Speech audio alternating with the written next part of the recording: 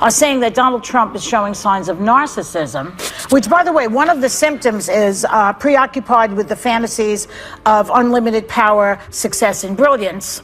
And they're questioning that he has narcissistic disorder. Number one, do you think that's a mental illness, narcissism? And if so, is he fit to be president? If you take out everybody that has any of those characteristics, then you're going to take out a lot of people, including some at this table. In this explosive episode of The View, tensions hit a boiling point when Dr. Phil clashes with Joy Behar over her unfiltered critiques of President Donald Trump. The sparks fly as Joy accuses Trump of displaying blatant signs of narcissism, sparking a fiery debate that has everyone on edge. Joy, leaning on statements from well-known psychologists, claims Trump embodies the textbook traits of narcissistic personality disorder. She lists them one by one: a grandiose sense of self-importance, an obsession with power, and a relentless hunger for admiration.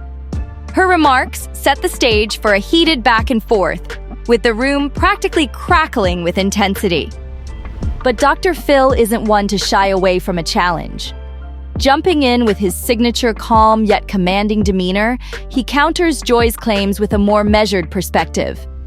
He acknowledges that while Trump and many in high-stress leadership roles might display narcissistic tendencies, this doesn't automatically qualify as a diagnosable mental illness.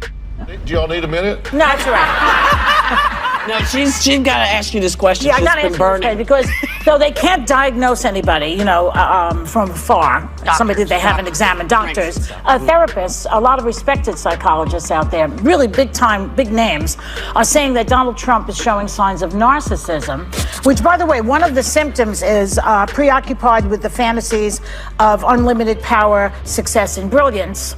And they're questioning that he has narcissistic disorder. Number one, do you think that's a mental illness, narcissism? And if so, is he fit to be president? Well, His reality check cuts through the noise, challenging the panel to rethink their assumptions.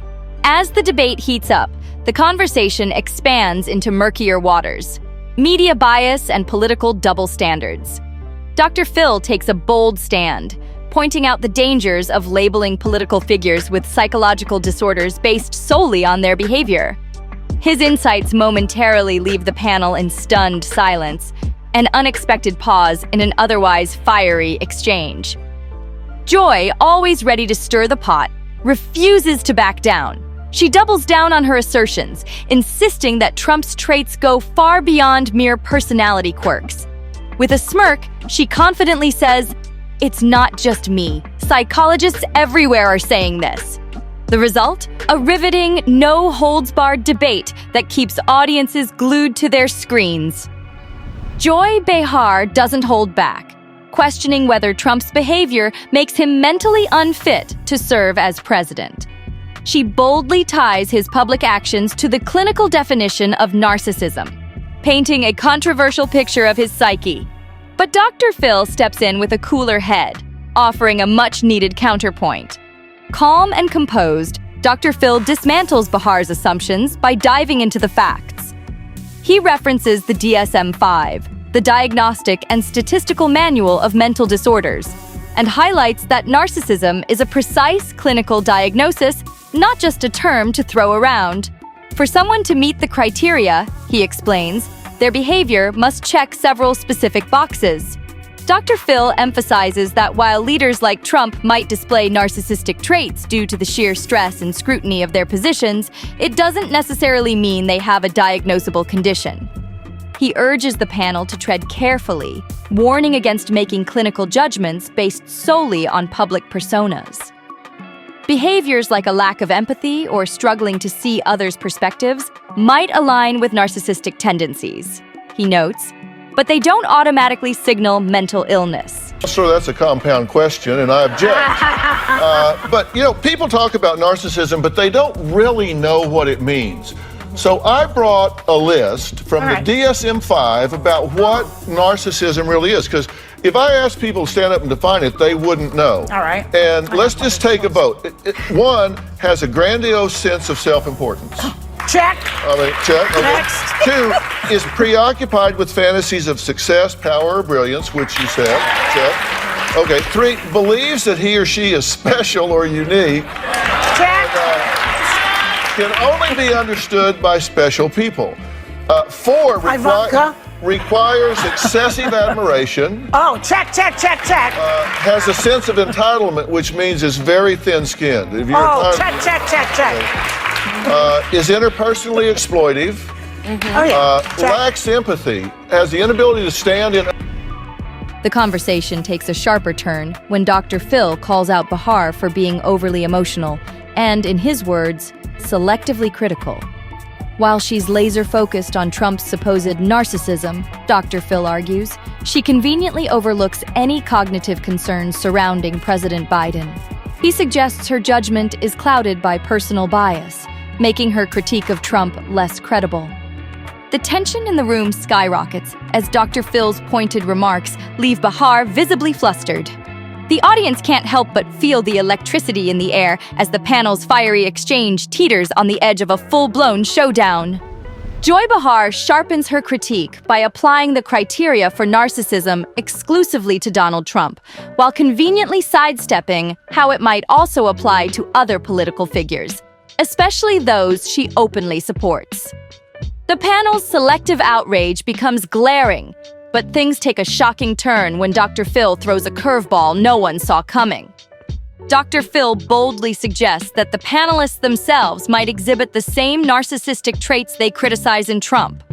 With a calm, yet cutting delivery, he cites the DSM-5, pointing out traits like a grandiose sense of self-importance and an insatiable need for admiration. A lot of people. Well, that is a lot of people, and if you take out everybody that has any of those characteristics, then you're going to take out a lot of people, including some. Sound familiar? He asks, leaving the room in stunned silence. His implication? These behaviors aren't exclusive to Trump. They may also apply to some of the very critics sitting across from him. Dr. Phil doesn't stop there. He singles out Joy Behar, hinting that her passionate, often theatrical approach to public discourse mirrors the traits she condemns in Trump. The revelation sends shockwaves through the room, forcing the panel to confront the uncomfortable possibility that they might not be as self-aware as they believe. The tension is palpable as the discussion veers into uncharted territory, with Dr. Phil challenging their perspectives on a deeply personal level. And the drama only deepens. True, You wouldn't look at President Obama and say he has narcissistic disorder, so you can't just say they all have it. I didn't Some say they people all have it. all the things you said. Right. We just checked every one of them. I said most leaders are under a lot of stress and pressure. Yeah. So a lot of them will show anxiety, depression at different times. A lot of leaders will have some affliction at different times because of the pressure and demands of the office. Dr. Phil ups the ante by questioning the panel's qualifications to discuss complex mental health topics like narcissism. He accuses them of letting personal biases and political allegiances shape their opinions rather than grounding their arguments in objective analysis. His words hit hard, exposing the polarized nature of the entire discussion and putting the panel in a defensive position. When it comes to polarizing figures like Donald Trump, criticism often sparks fiery counter-arguments, accusing his detractors of showcasing behaviors just as bad, or worse. Even Dr. Phil's attempt to bring a measured, clinical perspective to the debate becomes fuel for mockery, exposing just how deeply entrenched the divisions are when it comes to discussing Trump and other political figures in the media. But the drama doesn't stop there. Judge Jeanine Pirro steps in with a fiery defense of Trump, flipping the narrative on its head. She passionately argues that Trump's generosity and charitable contributions not only rival, but far surpass those of the Obamas. About Donald Trump. Let me tell you something about Donald Trump. Donald Trump is one of the most generous people you'll ever meet.